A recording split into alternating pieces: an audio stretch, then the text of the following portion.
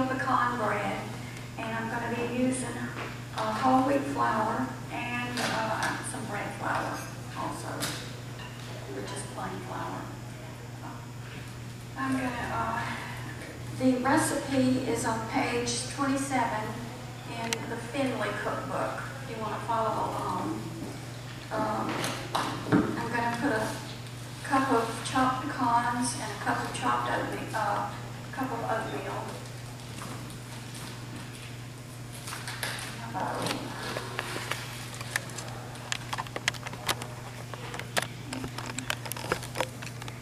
It calls for a fourth of a cup of olive oil, light olive oil.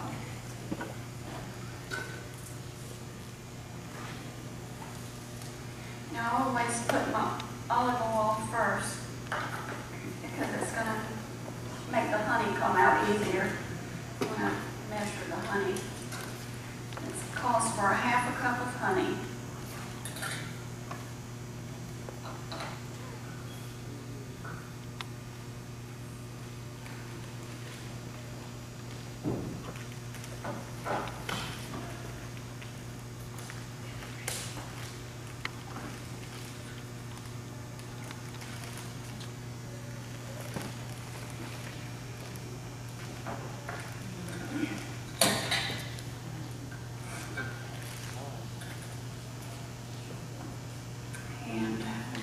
Tablespoon of salt, and I'm using sea salt, the good kind. It has lots of minerals in it that are good for you.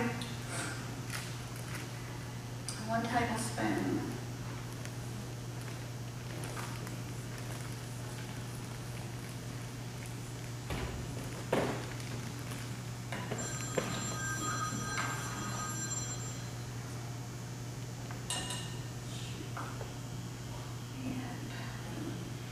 Then we're going to put 2½ cups of hot water.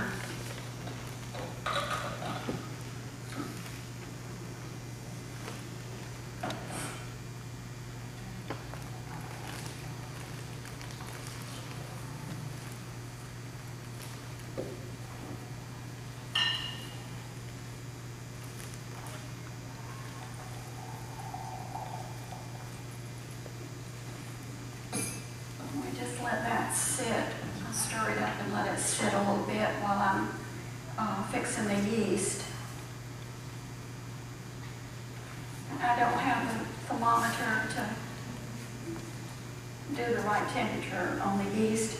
I just use my finger. I stick my finger in it.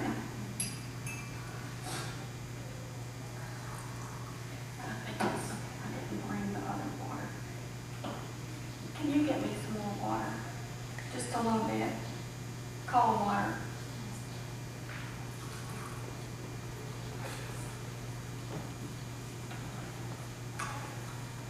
I make this bread just about every week because my husband doesn't like to buy the store-bought bread. It's healthier for him. And it's heart healthy too because it has lots of oatmeal and nuts in it. Okay, thank you. Okay, I'm going to use 1/4 of a cup of water, more water, and the yeast.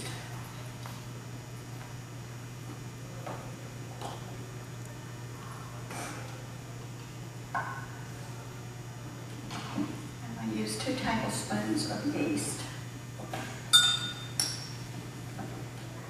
And what I do, I basically just stick my spoon in the honey and put it in the water because the sweetener helps the yeast to work better. For me, it does. And 2 tablespoons of yeast.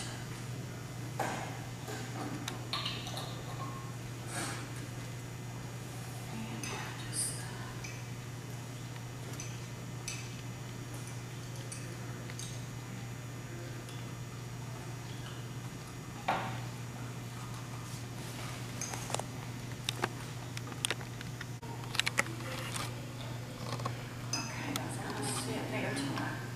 I've got 4 cups of whole wheat flour here.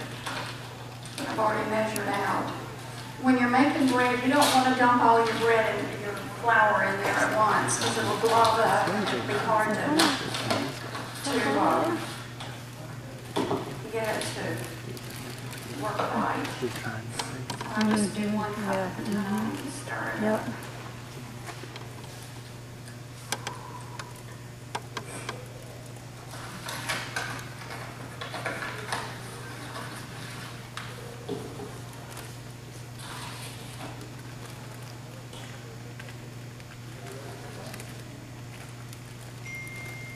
The water that you mix your yeast with, you want it about the temperature of a baby formula. You know, you just dab it on your wrist and test it that way if you don't have a thermometer.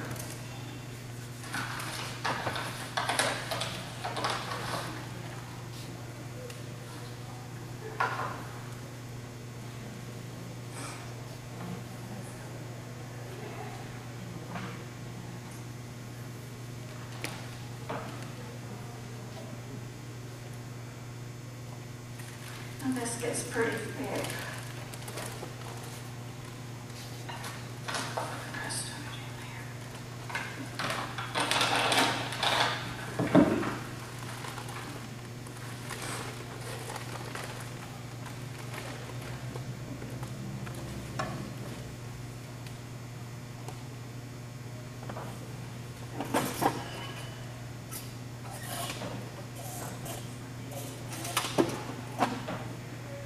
The yeast is working. You can see it's doing what it's supposed to do. And we're going to put that in there next, and then we're going to add 2 to 3 cups of all-purpose flour or either bread flour. And I'm going to turn it out on this board so I can knead it.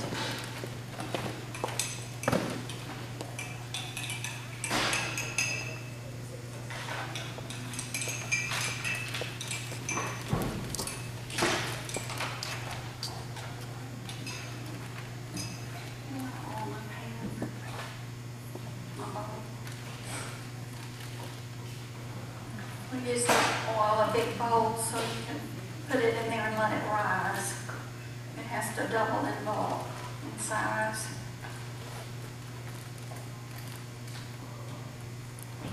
I didn't wash mine, man.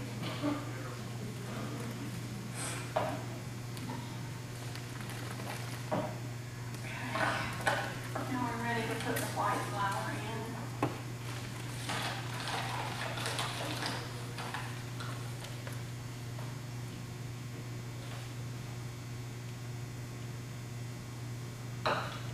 Put that all in at once either because you're going to have to turn it out on your board to knead it because you're not going to be able to work all of it in with a spoon, or I can.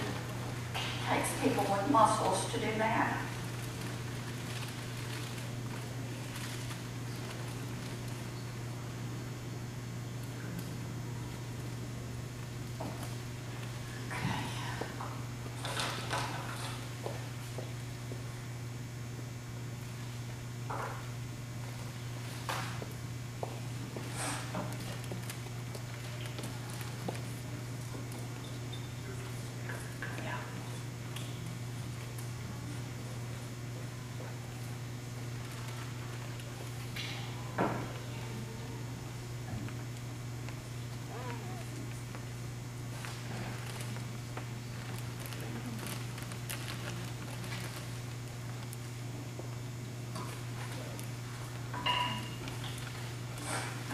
This is the part that I'm not real thrilled about making bread because it takes you a while to do it. You're supposed to, she didn't give up time to knead it, but usually recipes say anywhere from 5 to maybe 10 minutes you have to knead it. This is kind of a sticky dough, and you're never going to get it where it's not sticky. But it is a good recipe, really good, because I make it all the time. And you just work your flour in. And usually I have a little timer that I set for like 10 minutes. And when it goes off, then I know that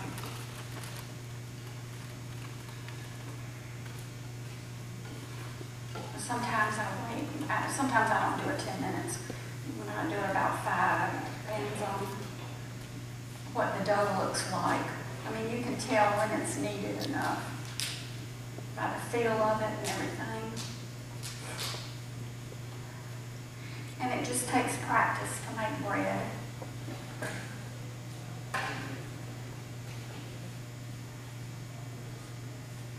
Mine still doesn't turn out sometimes.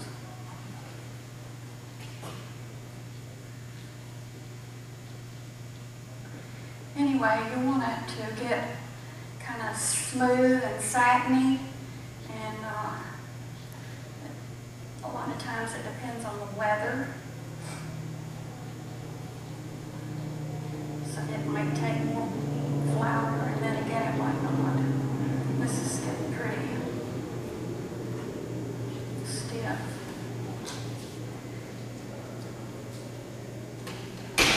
And I'm not going to finish doing this, but you get the idea. And it's looking like it's getting ready because it's not taking up much more flour.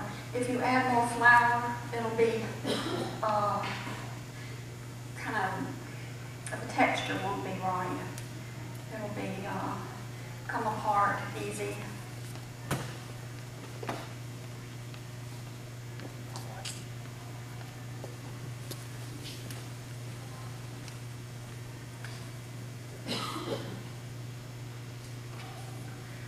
Anyway, I'm just going to make it in a ball and put it over here in my bowl. And just turn it over to get the oil all over it. And then you just cover it and leave it for 50 to 60 minutes till it rises. It'll rise over the bowl. And then you can punch it down, take it out, and divide it, and put it in your pans. And I spray mine with some Pam.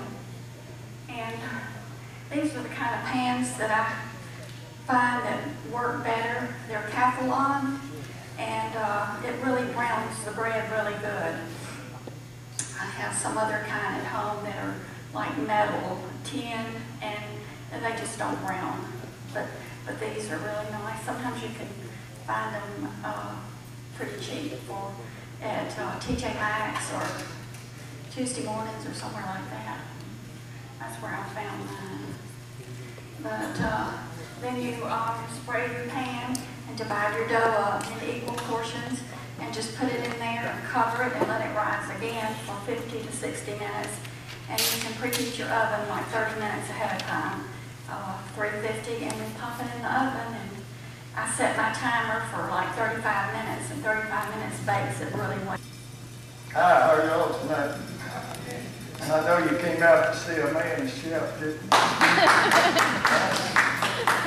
Well, I wish I was one.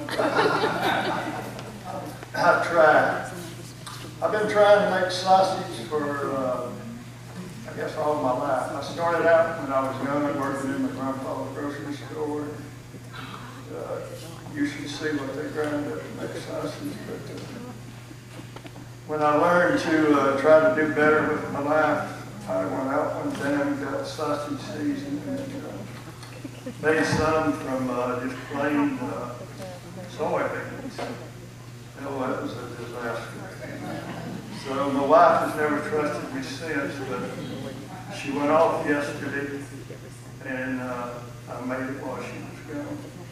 So y'all are the first to ever eat sausage from me that was not supervised.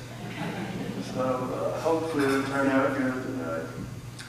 We have 3.5 cups of water here. Let's hope this thing gets hot and gets it boiling. We use 3.5 cups of Quaker oats, 2 tablespoons of onion,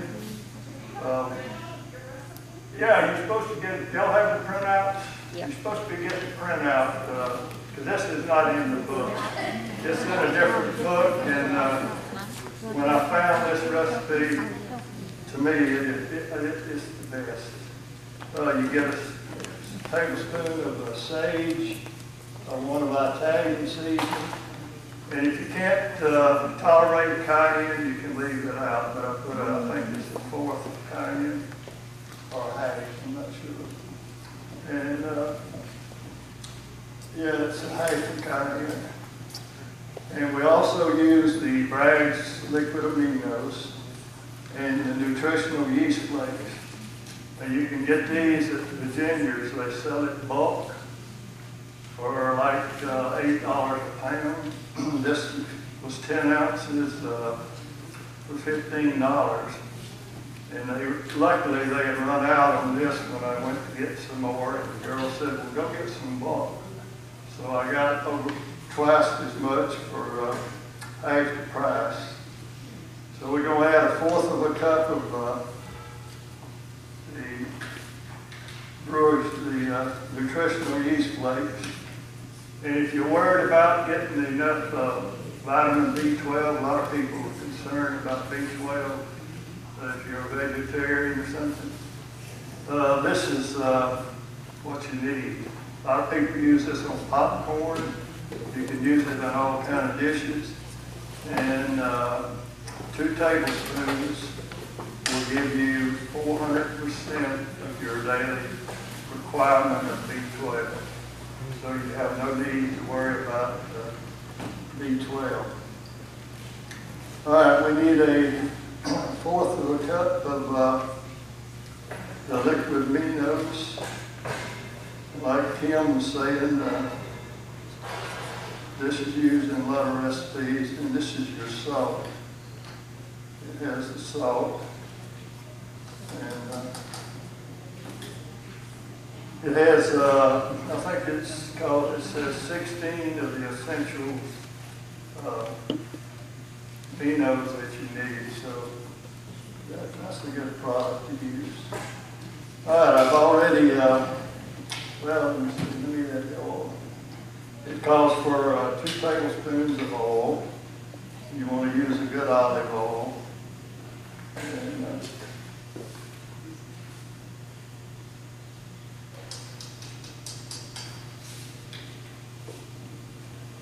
and you heard my wife talking about putting the oil first and then whatever she used second. I use maple syrup. And if you use it second, then all the maple syrup comes out. And you want to use 1 spoon or a tablespoon of maple syrup.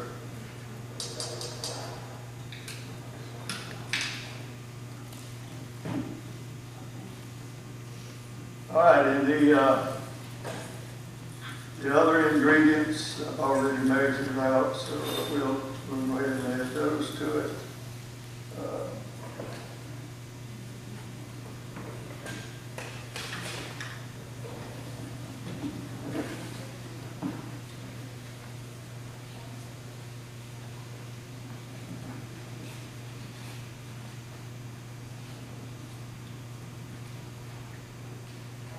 All right, and we have 3½ cups of quick oats.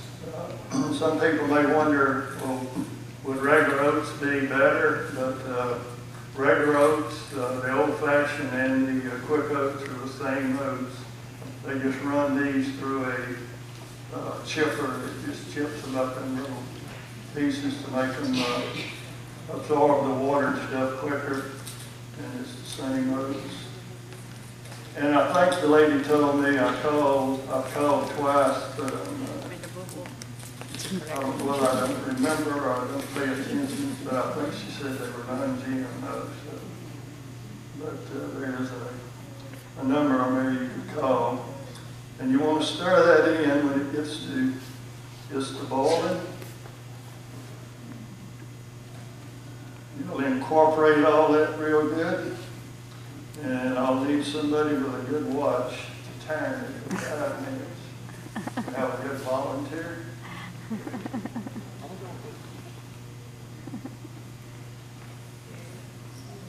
got a volunteer in the back.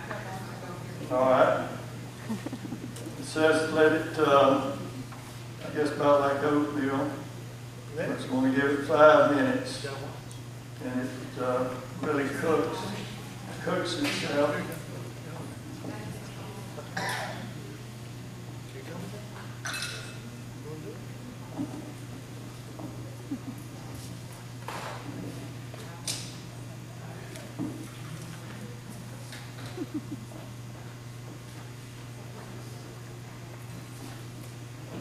I like to use a ice cream scoop. It's one of these kind that, This is going to be your time. oh, okay, he gets the first good sausage. This is great for scooping it out, and I make it in little patties. A tray like this, we have 2 of them. I generally make like 24 or 25, but I make them a pretty good size. The ones we demonstrated tonight, I think I got maybe 30 to 35 out of that.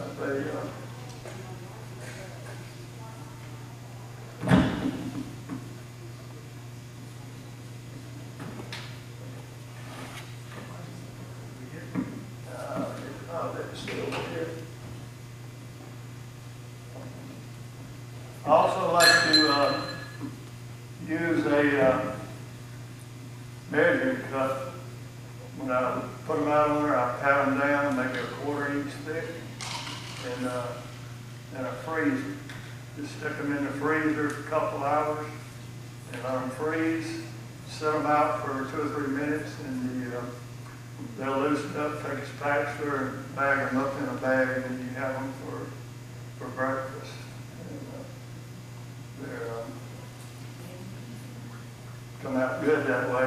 The recipe, I think, calls for baking them. We've tried them baked, but we prefer taking a skillet with maybe a tablespoon of olive oil and just browning them a little bit, because they're already cooked. You just want to brown them. It gives them just a little bit of a crunch, more of a sausage taste, and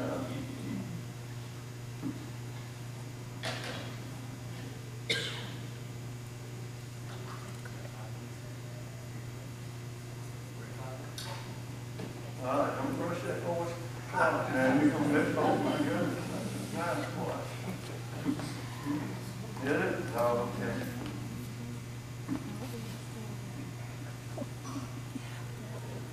While we have time, Rob was talking earlier about bathing once a week. Years ago, I was a merchant seaman, and I was on a ship with a guy, and now this is a good trick. You save money, and it's economical and quick. He would bathe every weekend, and when he got in the shower, he got in with his clothes, everything but his shoes. And he would rub and wash whatever he was wearing, and then he'd take it off and rinse it, and keep working down until it got to his body. So you may want to try that if you're in a hurry and want to save time and money. But, all right, we're getting pretty close. I'm going to go ahead and make one up here.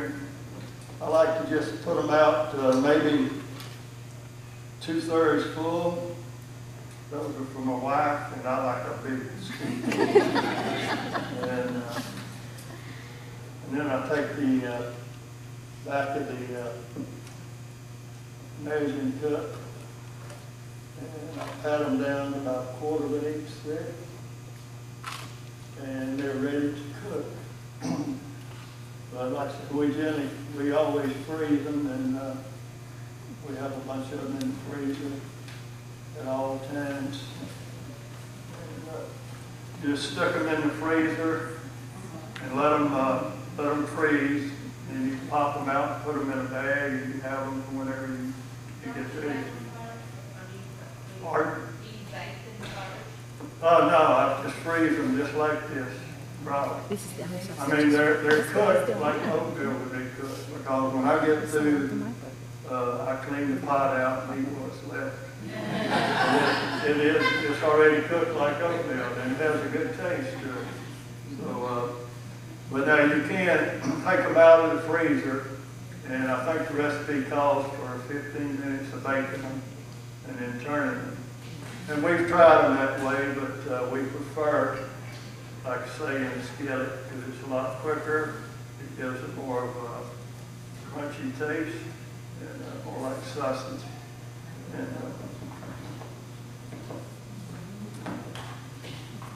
it's also a good way to get more fiber. Oatmeal, you know, is real good for you. And like I say, this nutritional yeast flakes, you can use it in just about anything. You can have, no need to worry about your meat well if you're giving up meat products, animal products.